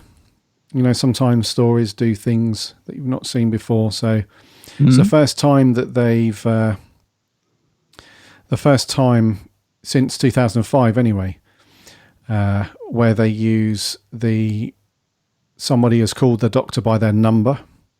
So Clara says, "You're the 11th Doctor." Oh, right. Yep. So we've had that. Well, that's gone out the window. Well, of course now, yeah. So we had that back in the day. So Benton refers to Patrick's Doctor as the second Doctor in the Three Doctors. Right. Kind of, but that wasn't really sort of direct. It's the first episode where they'd use colorized footage of old black and white stuff in the modern era. Yep. It's the first finale since 2005 that's set completely primarily on another planet and not on Earth. And it's the only series finale since 2005 before Chibber's era for the showrunner to not be directly followed by that year's Christmas special. That makes sense. So after every series finale up to that point, the showrunner had wrote the finale typically, and then the next thing they would write would go on to be the Christmas or the festive special. But this is the only one where in between that, in November, we had the 50th special, and then we had the Christmas special. Crazy times. Crazy times, yeah. It's also the one of the only times in the closing credits where an actual set date was put forward to. So normally when you have a two-parter or something, it just says to be continued. At the end of this one, it says to be continued November 23rd, which is cool. And obviously the reason why it's November 23rd is because that's the 50th anniversary date. Blah, blah, blah. Yeah, which is, again, sends a little shiver down. Amazing. I saw that come up because I watched the credits at the end. I was like, oh, November 23rd. There it is. What a date. Yes. Yeah. What did you... I just want to talk very quickly about the previous incarnations. Yeah, that's what I was just going to say, actually. Yeah. Before that, though, what did you think to how the TARDIS looks when it's not got the chameleon circuit on? Because the first Doctor standing in a row of them. Yeah. What did you think to that? Because they look very kind of classic looking. I'm really glad they went with that, because if it was going to be some big elaborate spaceship thing, that would have been ridiculous. So they're just these sort of cylinders, aren't they? With like a tube. It reminds me of the War Games. I don't know if it is based on that, but it reminds me a little bit of the War Games, how they looked in that. I think I'm right in saying that. But yeah, I like the fact it's just simple, very, very simple. It works very well, I think. Yeah, no, it's cool. Keep it simple. So did you like Hartnell then? Colorized, having a little quick chit chat with Clara? I was going to ask you, because, like when I watched this the first time back in 2013, I was like, wow, my God, amazing. All these old clips. I think they probably could have done it better now. It doesn't look that good. Not that I care, because I just love the fact they did it. And we've got clips from like Five Doctors and Invasion of Time, Arc of Infinity, Dragonfire. I just love it. but it doesn't look that great, to be honest, does it? I'm sure they've done the best they could, because they've sort of put Clara in the background of a couple of them, and it's just the nature of the video footage they've got, isn't it? It's old videotape, I suppose, so they've got to try and somehow put on new effects. I don't know. I love the fact they did it. I just was thinking, it's a shame it doesn't look a little bit better, especially when Richard E. Grant is in the background of a couple of shots later on. It looks pretty ropey. Yeah. But I don't care. I think it's great. I love it. And I love trying to guess all the episodes they're from as well. I mean, I've got a list of them in front of me now, so I don't need to guess. But like I said, there's a couple that are obvious, like Dragonfly. I think, brilliant. And then there's other ones where I'm like, what's that 5 Doctor thing? So, but yeah, I love all that. Love all the classic clips they've got at the start and at the end. I think it's great. Oh, cool. Yeah. So I'm a fan of the concept. I'm not a fan of how they did it. Right. Yeah. I love the fact that they've inserted those previous Doctors in there, but I just wish that they'd have been consistent with how each Doctor appears. So in my opinion, what they should have done is they should have just hired an actor to dress up as that Doctor, but you never see their face. So you know how they did Colin's Doctor, where he's just walking behind her. Yeah, walking behind. That's, in my opinion, that's really effective, because from a viewer's perspective, you don't need to know, or you don't care that that's not Colin Baker from a clip from a classic episode. You just know that that's the 6th Doctor that's walked past. Yeah, and they did the same thing with Eccleston's Doctor. You just see him run past really quickly in his leather jacket and stuff. You think, okay, that's the 9th Doctor. But then they did these, and the thing is, that suits the look and feel of the episode, because it was filmed at the time for that very reason. But then you have Patrick Troughton running down the beach, which is really bizarre. That is bizarre, isn't it? I never noticed that until last night, really. That is weird. Why a beach? Yeah, and the big fluffy coat. And that doesn't make sense, yeah. But the way that it's composited looks really ropey. Yeah. Not just how they've done that with Troughton's Doctor and the first Doctor, but just how Clara's composited into those shots as well. And then the Great Intelligence, when he's composited in as well. It just looks a little bit shaky, just not very well done at all. So, and that's really inconsistent, because you've got the 6th and the 9th Doctors being presented in this way, but then you've got like McCoy's Doctor when he's hanging off the edge of the cliff from Dragonfire. But there's no real link there, because they haven't composited Clara in at the same scene. She's just supposedly off somewhere else, just looking at the Doctor hanging off, sort of thing. So, like I said, the idea of it all is really cool, but it's just really inconsistently done and just doesn't work with certain Doctors. It would have been much better just to have somebody dressed as Hartnell walking towards the row of TARDISes and Clara saying it, and then the actor goes to turn, but just before you see their actual face, they cut, and that kind of thing. And the same for McCoy. They could have just done it in a much more consistent way. So love it, but don't like it at the same time. Yeah, I do kind of agree with you on that. Yeah. It's kind of cool though. Whenever classic Doctors appear, remember in the 11th Hour when all the different Doctors' faces appear, and then he walks through. Fans, we all love that stuff when they bring back some of the stuff from the classic years, because it reminds us this is not a reboot. It's all one awesome big story. It's really cool. It's really cool when they do that. It's just. Yeah. Maybe they tried a bit too hard, because like you said, when you get just a very simple, like the bit where you just hear the Doctor's voices and those classic quotes, and you try and work out, when did the Doctor say that? I recognise that bit. When they're stood by his live stream, and there's all those different clips played in, isn't there? That works. That's just as effective in a way, because you're just like, oh yes, I love it. Yeah, you're trying to work out the different clips. So I know what you mean. I think maybe they're a bit too ambitious. They could have simplified it a little bit, and it probably would have had the same effect. But I can't. Yeah, I don't know. The other part of me just loves the fact they tried it, but it does look a bit ropey, I must admit. Yeah. And then also to throw in some other bits, we had the Great Intelligence refer to the Doctor as the Veil Yard.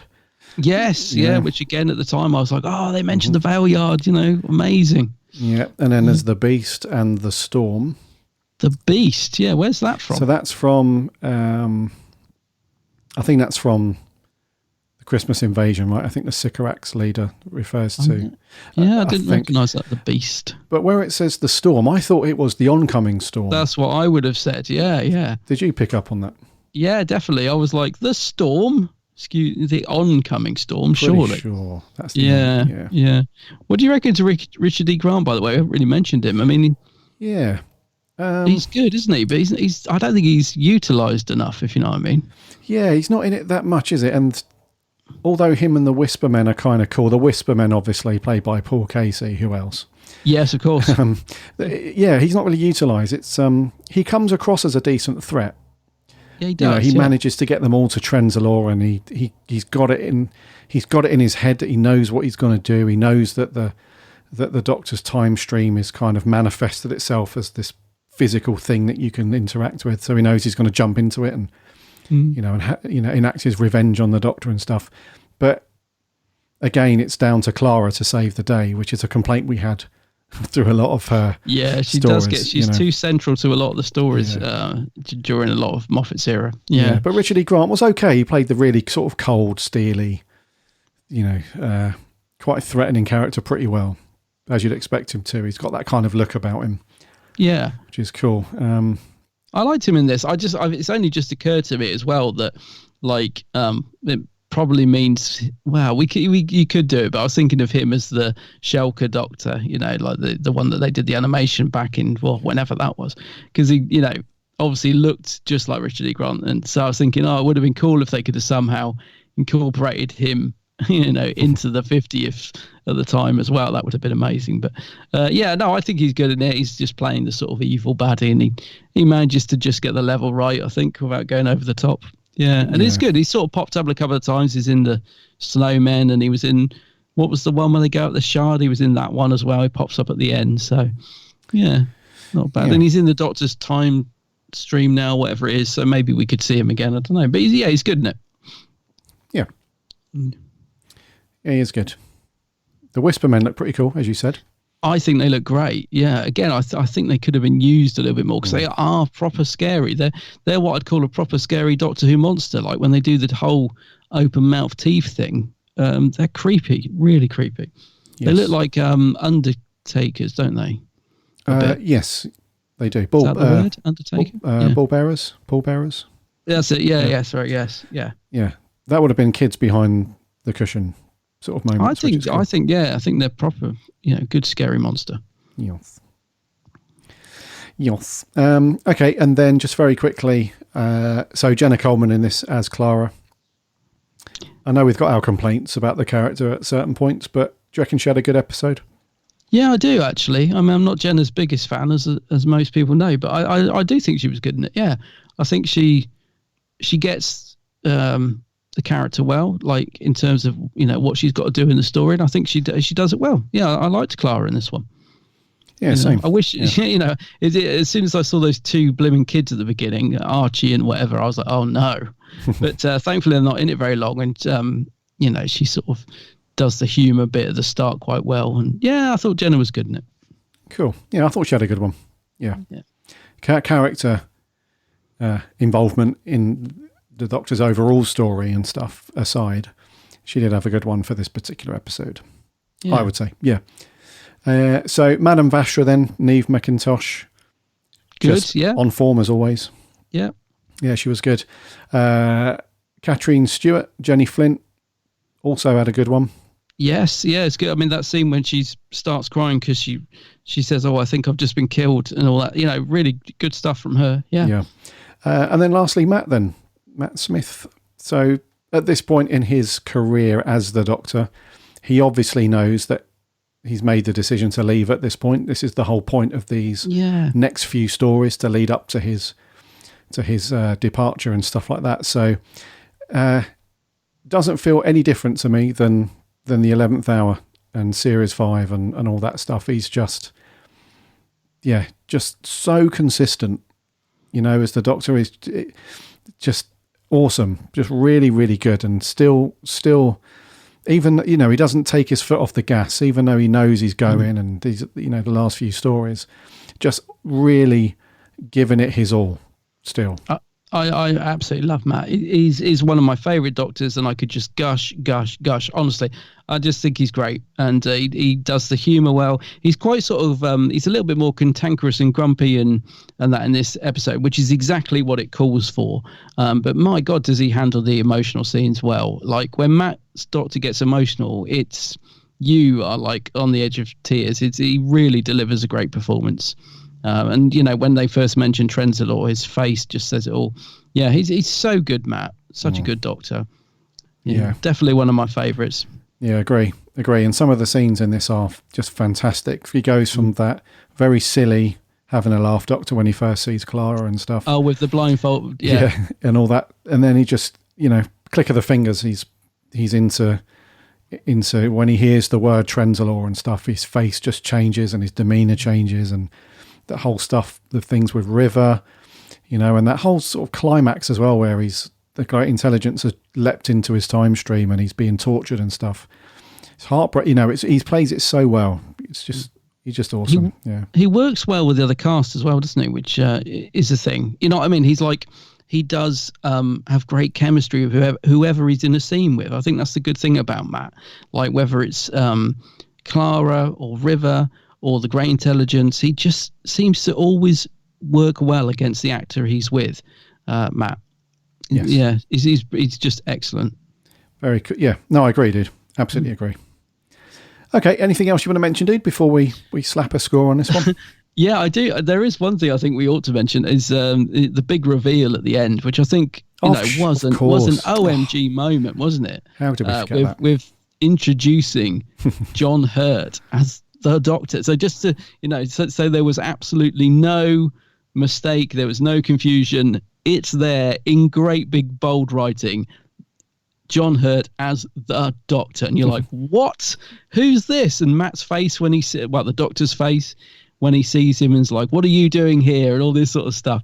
It was quite something, wasn't it? It was quite a flip OMG moment. Yeah, so I just remember at the time thinking, what on earth's going on? What's this about? Like, where is this going? And again, it just as if you weren't hyped for the 50th enough, this just added another layer of hype. So yeah, what a moment, eh? What a character as well to throw in there. It's like if you're going to come up with anybody to be the focus of the 50th anniversary, you would have thought that it would have been all the Doctors that have starred up to that point as the Doctor.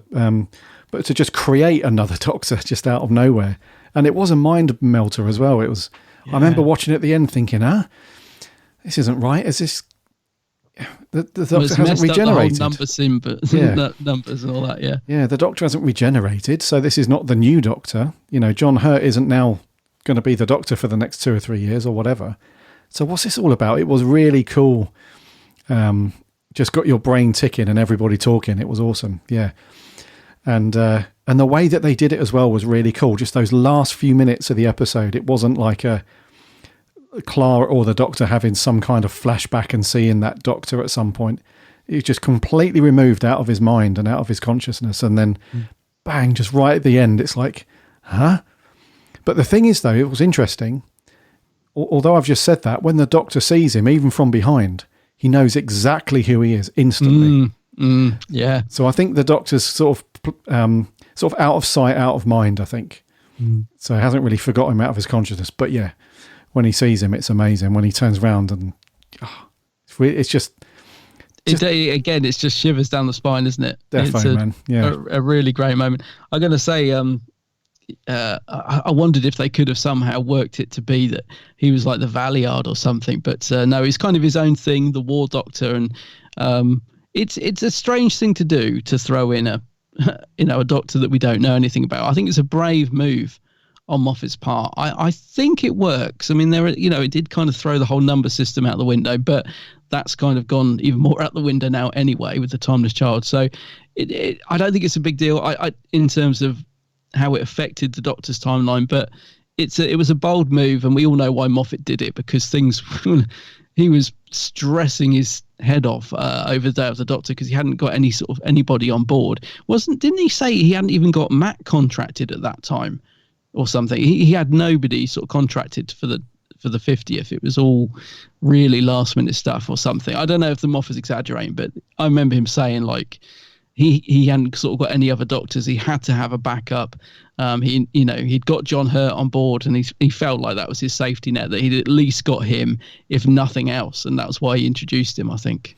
Yeah, but, I think so. Something like that. I don't know. There's some interview out there of him explaining it, but it was a bold move, and although I still would love it if McGann was in the 50th, I do like the War Doctor, and I think John Hurt plays him very well. But yeah, just a great cliffhanger. That is. Yeah. Let's not talk about that, because I think that all the Doctors should have been in the 50th. Yeah, well, we haven't reviewed Day of the Doctor, have we? So we'll get to that in good time. Yeah, don't worry, you'll hear our thoughts on that. Oh yes, that's a long time coming, but yeah. Okie dokie, let's put some scores on this then. It's you to go first, bud. It is. I'm gonna go over 7. Because I think it's good, but I can't go any lower or higher than that, really. It's without the buzz and that of the 50th, certain bits fall a little bit flat for me, but I still think it's a good episode. So 7 out of 10. Okay, I'm going to go with a 7.5, dude. A little bit higher. Oh, a cheeky little 0.5. Yeah, a wee bit higher. It's just a really enjoyable watch, dude, and it's got some great character moments in it, some lovely scenes, and I really like the whole concept of Trenzalore. Yes, I do as well. Yeah, it's a great concept, that, I think. Yeah. The TARDIS, that beautiful broken up TARDIS is stunning, isn't it? Still looks really good now. So with all these years later, I think the effect still looks great. Yes. Yeah. So 7.5, I think it's an enjoyable watch. A few little irks, but not going to go through those again. Yeah. So there we go. 7 from him, 7.5 from me. Let's see what our awesome listeners thought. So we had 5 reviews in. We had our regulars, our regular review team. So let's kick off with Joe Turner. The Name of the Doctor was a perfect way to set up the 50th anniversary and conclude Series 7. I love the fact that we get to see so many different places, such as Gallifrey, London in 1883, and Trenzalore. It's refreshing and keeps me invested in the story. The Paternoster gang are great in this episode. Jenny and Vastra have fantastic chemistry, and Strax's humour is cringy, but always manages to get me belly laughing due to his quick wit and Dan Starkey's wonderful execution of dialogue. Richard E. Grant is excellent as the Great Intelligence, and commands the scenes in which he is in, whilst matching the presence of Matt Smith, who I might add was also fabulous. The overall concept is quite complex, which could alienate the general viewer, and pretty thin. However, the design of Trenzalore as this eerie, desolate battlefield that's very dark and bleak, alongside the Great Intelligence and his Whispermen, works really well. And there's some wonderfully spooky scenes elevated through the Whispermen, who constantly talk in writing patterns, which was a superb idea and creepy. Yet the best part of the episode has to be the reveal of John Hurt. Everything from the dialogue to the score and the acting is breathtaking, and it's a brilliant cliffhanger to the end of the episode, leaving the audience wanting more and eagerly anticipating the 50th anniversary. So overall, I'm going to give this episode a 7.5 out of 10. There were some wonderful nods to Classic Who and some incredibly dramatic scenes. Thank you. 7.5. Nice one, Joe. Yeah, nice one, Joe. And you're absolutely right. It was a great cliffhanger. Let's not forget that whole John Hurt as the Doctor reveal, because there's quite a long wait between beginning of May, middle of May when this went out, to the end of November that year. That would have been a huge whoa, what's going on? So it wasn't like the following week, or a few weeks between the end of a series and a Christmas special. It was nearly half a year to wait, which was crazy. Yeah. Moffat threw the grenade in and then said, right, it's going off. You also make a very good point, Joe, about for the casual viewer. If you'd have stumbled upon this and you'd not seen Doctor Who before, and this was your first episode, not a chance. Not a chance, no. No way. So no. Hopefully at this point, casual viewers would have jumped on earlier in the series. Can you imagine if you'd never seen Doctor Who before and this was your first? You wouldn't have a Scooby, would you? No. Yeah. Anyway, thank you very much, Joe. 7.5 is a good score. That. Moving on, this is Neil Campbell. What about you, lads? straight in, I love this story. See that opening scene where the first Doctor appears with Susan? It's one of my favourite moments in the entire Doctor Who series since it came back in 2005. I love that. I was completely fanboying at the time, and I've said before, I do like a bit of nostalgia, I do like a throwback, and I love it when there's clips and extracts of previous Doctors, and that's exactly what was served up in this story as a precursor to the 50th, and it done exactly what it says on the tin. And it mightn't necessarily be the strongest story, but it gets the job done in what it's supposed to do, and it builds up to that cliffhanger at the end, which is absolutely outstanding. And Series 7 often gets battered, but I think in years to come, people might look back and go, it's maybe not as bad as the first thought. And there's so many good things in this. Like I said, I love all the scenes of the previous Doctors and the sound extracts as well. And then even, at the end when it had the Doctor's time stream and stuff and the great intelligence. And I've said before, it's great the way a different classic villain gets a lot of exposure in this series. I like that. Usually it's the Daleks or the Master or Cybermen. And yeah, just even that theme at the start, to save the Doctor, it's one of my favourite all-time themes, so much that I even included it in the London Marathon playlist the other week. So I absolutely love that. Do you know what? It's a great story. I don't care what anyone else says. I'm giving this a 9 out of 10. Cheers. P.S. Moffat absolutely blindsided us all with the title at the time. Great stuff. 9 out of 10. He did indeed, yeah. I love that he blindsided us, yeah. A 9 out of 10, Neil. That's a good score. And Neil mentioned the music there, which we didn't. And Murray's, once again, when Clara's theme kicks in, I'm like, it's some lovely themes in this one again. Yeah, I've listened to a lot of Murray this week. Up to this point, doing the day job stuff and had it on in the background. It's, yeah. Wonder if he's coming back. Love Murray. Oh. Anyway, thank you very much, Neil. A 9 out of 10. Decent score. Right, from Down Under, Sammy Satine.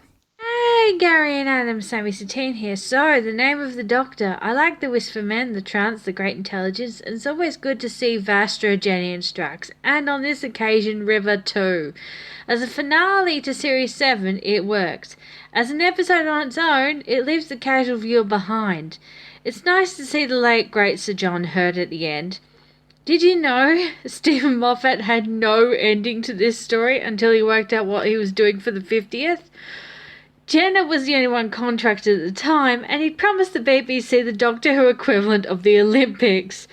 Also, they couldn't film Matt taking Jenna out of the time stream because he'd injured himself. I give it 8 Whisper Men out of 10. See ya. 8 Whisper Men. An 8 from Sammy, and there you go, Adam. Sammy's answered a question about contracts at the end. Yeah, I knew that the Moff was under the pressure. I remember him saying. I thought that Matt had been contracted. Maybe not them. No. Just Jenna. Yeah, I was going to say, I think he said I had no doctors at all contracted, which is why he had to invent one or something. I can't remember. He rolled with it, though. Yeah, he did. Yep. Thank you very much, Sammy. Another good score. Glad you liked that one. And thanks for the info. Much appreciated, as always. Moving on, this is TARDISNet 66. The Name of the Doctor is, in my opinion, a good finale to Series 7, although it still does have considerable flaws. I love the inclusion of the Paternoster gang with Vastra, Jenny and Strax, and this is a case of River's song actually being used well. She has a maturity and self-assurance, but she had an original library two-parter, which made her character captivating, and I found her goodbye scene very touching. She shouldn't have returned in the Husbands of River song. This should have been the end of her character.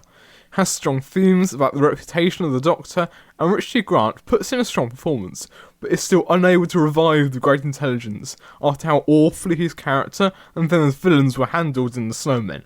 I love the nostalgia of seeing all the old Doctors, and the John Hurt cliffhanger reveal is just fantastic. I just feel like it overindulges in the significance and importance of Clara when she's spread across the Doctor's timeline, but it's such a bland character in execution, and the effects of the timeline being rewritten could have been expanded upon in the second part. I'll give it a 7 out of 10. 7. 7, same as me, yep. Same, yeah. So the Great Intelligence, yeah. So I don't think we've reviewed the Snowmen yet. I think it was on the list for us to do. No, it still is on the list, dude. We're going to do the Snowmen at some point in December. All right. So not going to talk too much about Richard E. Grant's character as the Great Intelligence and stuff in that episode, but Can completely see what you're saying, though. Defo. Yes, I think TARDISnet sounded a bit on the fence there. Yeah. A little bit. Not 100%, yeah. Thank you very much, dude. And lastly, this is Toby Coleman. I hadn't seen the name of the Doctor since it first aired, so this was an interesting viewing for me because I had no clue what to expect. And it's a very Moffat script, very wibbly-wobbly, timey-wimey. I have so many questions, but I'll start with the positives. I really enjoyed the idea in the Paternoster gang, and I found that the Whisper Men were creepy. I'm just really confused about how the Great Intelligence fits into it, and do they fit, and how it all fits into the 50th anniversary. Why River Song, and where River Song fits into this whole thing with her timeline. I feel like there may need to be a few more explanations because I really am confused, but it wraps up the Mystery Girl arc with Clara's leaf and introduces the War Doctor, so I'll give it a 7 out of 10. Bye. Another 7.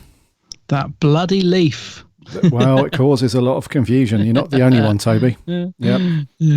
Yeah, we had to rack the old brain cells to try and get heads around that one again. Indeed. 7, though. Was it a 7? Yeah, 7. So, yeah. Not a bad score. So some fairly decent scores so far. Let's see what our listeners thought over on the socials. But thank you very much to those dudes that have sent in the audio clips. Very much appreciated. Over on Twitter, our writer Jordan said at the time I really enjoyed it. Now I just find it okay. But I think with the surrounding hype for the 50th, we look at the story with a little more love than it would have gotten otherwise. Surprisingly, I like Clara in this one. And Richard E. Grant is excellent too. Okay. Thank you very much. Chippy T says, likes. Matt, Whispermen, Jen is horrific, I've been murdered line. Clara telling the First Doctor which TARDIS to steal. No dislikes, but general boredom with the rest. Oh. No. It was brilliant on first viewing, particularly all the Doctors at the end, but now less so, a 6.5. Okay, all right. Dan Pinn says, Matt Smith is absolutely fantastic as always. That scene with River got me a bit emotion. And he's superb when Clara tells him of Trenzalore. Love all of those nods to classic series, and wow, what a reveal at the end. The plot is a little thin, yet the whole episode looks gorgeous. 7 out of 10. Yes, cheers, Dan. Doctor Who Home says, I slept on this one for a while. I missed it on broadcast and was a little disappointed we didn't get the name of the Doctor, but in hindsight, what difference would it have made anyway? Introducing John Hurt is the most almighty cliffhanger ever. A solid story, 8 out of 10. Okay. Sarah Louise, the running Whovian, says this was well written with great attention to detail and kept me engaged throughout. The cast were amazing. I couldn't help but smile at the conference call, and the farewell scene with River was beautiful. We were also excited about Doctor Who back then. I hope we will be again. And yes. An 8.5 from Sarah. Cheers, Sarah. And lastly, on the Twitter, Brian Chapman says, Matt Smith is an awesome Doctor. River Song is actually helpful, and Clara's Impossible Girl arc has a satisfying ending. However, the Great Intelligence isn't enough of a baddie to feature in a finale. 7 time streams out of 10. Okay. Cheers, Brian. And then over on Facebook, right, these are all really long, so I'm not going to read all of them. As usual, Facebook's a little bit more long form. But the themes from each one. So Jeffrey Waddle says, so much promise, so many good ideas, and yet it all makes for an unsatisfying mess. This was when I was really done with the whole Clara thing and the idea that she was in every moment of the Doctor's life. Just give it a rest, Moffat. Yeah, kind of agree to an extent there, Jeff, yeah. Yeah, it goes on to say that he thinks Matt Smith deserved a bit better from his era for this finale and blah, blah, blah. Not a fan, Jeff, I think, on this Not one. a fan. Stuart Metal says, sad that this is the best of the series. Not to say it's bad, but it isn't a home run. Strax's comedic likes often felt like they were written in the wrong moments. An example would be when Jenny is supposedly dying, even though she isn't really. The mystery arc comes full circle, but completely undermines any of the other companions' victories. I could go on, but I don't want this to be too long. Goes on to give it a 7 out of 10. Yeah, I must admit, I did pick up on that comedic bit and when Jenny was dying. I did think that was out of place. It's funny because most of the Strax stuff I really liked in this, but it's funny, I did pick up on that as well. I just thought, that should have been cut, that line. It was in the wrong place, didn't work. Yeah, maybe. Yeah. Andrew Stewart says, I love this season finale. Creepy, atmospheric and chilling, with Richard E. Grant returning as the Great Intelligence. All the guest cast are amazing, especially Vastra, as she seems heartbroken when Jenny dies. Matt is brilliantly reacting emotional and scared when he hears he has to go to Trenzalore, but still is able to comfort Clara. Also, the Wisp Men are terrifying. I give this a 9.5. 9.5, okay, yeah. Charlie Turner says, a pretty good and solid finale to a pretty good, but at the same time forgettable series, and my favourite episode in the series. Also, quick questions, both of you guys, if I may. Do you think that the Great Intelligence could potentially return at some point? Definitely, yeah. I think they could. So. Yeah. Unless, of course, it was destroyed forever when it entered the Doctor's time stream up until that point. Well, that's all gone to poop anyway with the, so... Yeah, probably could. Charlie gives it an 8 out of 10. Lou Gallagher gives it a 8 out of 10. And Harry, one of our writers, Harry gives it another 8 out of 10. Says it's a thrilling finale. And Lou Gallagher said it's one of the better ones from Series 7. A good overall lead into the 50th. So a lot of these comments are quite long, guys. If you want to read some of these, then just head over to our Facebook page and you'll be able to read those and react as you want to. Phew, right, we got through all that. Good stuff. So... some decent scores there, dude. We had a couple of, most of them were 7s around that sort of area. A couple of 9s in there, and a couple of 9.5. So yeah, quite high scores. Yeah. Next week, it's back to Classic Who. What we got? Classic Who and something slightly different and quite new. So we're going to be reviewing the new Evil of the Daleks animation. So the Evil of the Daleks second Doctor story next week. Sounds groovy. Yeah. Okay, right. I think we're going to wrap there, buddy, for episode 328. Alrighty.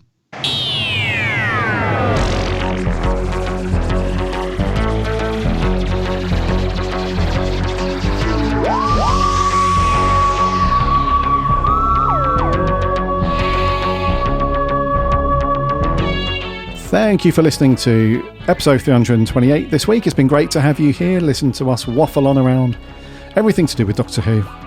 It's great to have you here as always. As Adam said, we're on to Classic Who next week and the recently released The Evil of the Daleks.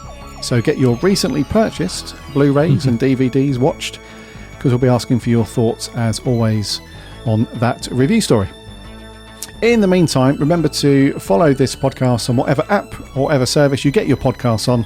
You can listen to all of our stuff for free. Give us a like or a subscribe, whatever the terminology is, and that way you won't miss a show when it lands every single Friday. We're on the socials too, Instagram, Twitter and Facebook. There are links on the website, which is www.bigblueboxpodcast.co.uk, or just do a search for us. We chat Doctor Who throughout the week on those things, so come and get involved over there. If you've got a minute to leave us a review or a rating, you can do that on something like podchaser.com or Apple Podcasts.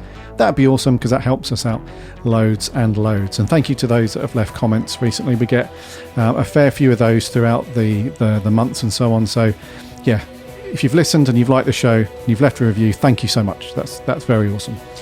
On the website, you can also read all of the cool reviews and articles from our writing team. Go and check that out. And there's also a link to our free Discord server.